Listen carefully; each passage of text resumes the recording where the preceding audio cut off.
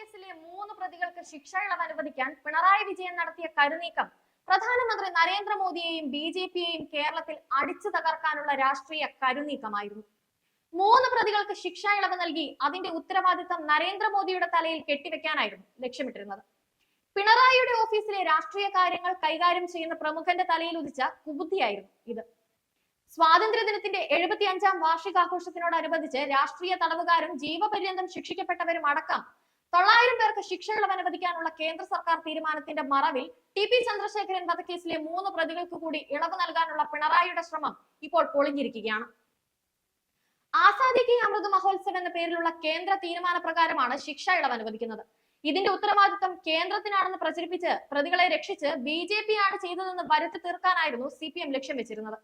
ഇളവില്ലാതെ 20 വർഷം ജീവപര്യന്തം ശിക്ഷ അനുവദിക്കണമെന്ന് ഹൈക്കോടതി പ്രത്യേകം വിധിച്ചിട്ടുള്ള ടി.പി. കേസ് പ്രതികളിൽപ്പെട്ട ടി.കെ. രജീഷ്, മുഹമ്മദ് ഷാഫി, കെ. സിജിത്ത് എന്നിവർക്കാണ് ശിക്ഷ ഇളവ് നൽകാൻ പിണറായിയും പിണറായിയുടെ ഓഫീസും ശ്രമിച്ചത്.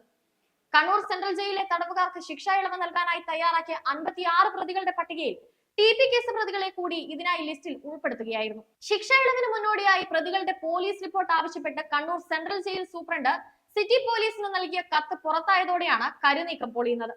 ടി.പി. വധക്കേസിലെ 4ാം പ്രതിയാണ് ടി.കെ. രജീഷ്. മുഹമ്മദ് ഷാഫി 5ാം പ്രതിയും കെ. സിജിത്ത് 6ാം പ്രതിയുമാണ്.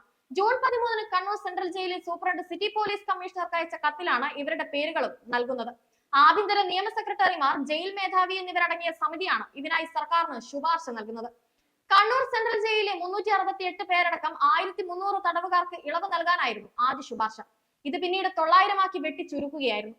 തലസ്ഥാനത്തെ ജയിലുകളിലെ 240 പേരാണ് ലിസ്റ്റിൽ ഇടം പിടിച്ചിരിക്കുന്നത്. ഇവരിൽ ചിലരുടെ കുടുംബങ്ങളിൽ നിന്ന് ലക്ഷങ്ങൾ ജയിൽ മോചിതരാകാൻ ആഭ്യന്തര വകുപ്പിന്റെ ഉന്നത കസേരയിൽ ഇരിക്കുന്ന ഒരു പ്രമുഖൻ പിരിവ് നടത്തിയതായും സ്ഥിരീകരിക്കാനാവാത്ത വിവരങ്ങളും പുറത്തു വന്നിട്ടുണ്ട്. ടി.പി. കേസിലെ പ്രതികൾക്ക് ശിക്ഷ ഇളവ് അനുവദിക്കില്ലെന്ന് ജയിൽ മേധാവി ബൽറാം കുമാർ ഉപാധ്യായ സംഭവം വിവാദമായതോടെ പറഞ്ഞിട്ടുമുണ്ട്. ആസാദി കി അമൃത് മഹോത്സവത്തിന്റെ ഭാഗമായി 10 വർഷം തടവ് പൂർത്തിയാക്കിയവർക്ക് ശിക്ഷ ഇളവിന് കേന്ദ്രം നിർദ്ദേശിച്ചിരുന്നു. ഇത് പ്രകാരം തടവുകാരുടെ പട്ടിക ഉണ്ടാക്കിയതിനാലാണ് ടി.പി. കേസ് പ്രതികൾ കടന്നുകൂടിയത്. ഇവർക്ക് 20 വർഷം വരെ ശിക്ഷ ഇളവ് പാടില്ലെന്ന കോടതി ഉത്തരവിന്റെ പശ്ചാത്തലത്തിൽ പിന്നീട് ലിസ്റ്റിൽ നിന്ന് ഒഴിവാക്കി. ഇവരടക്കം നിരവധി പേരുടെ ശിക്ഷാവിധിയിൽ ഇത്തരത്തിലുള്ള കോടതി നിർദ്ദേശമുണ്ട്. ഇവരെ എല്ലാം ഇളവിൽ നിന്ന് ഒഴിവാക്കിയെന്നും ജയിൽ മേധാവി പറയുന്നു.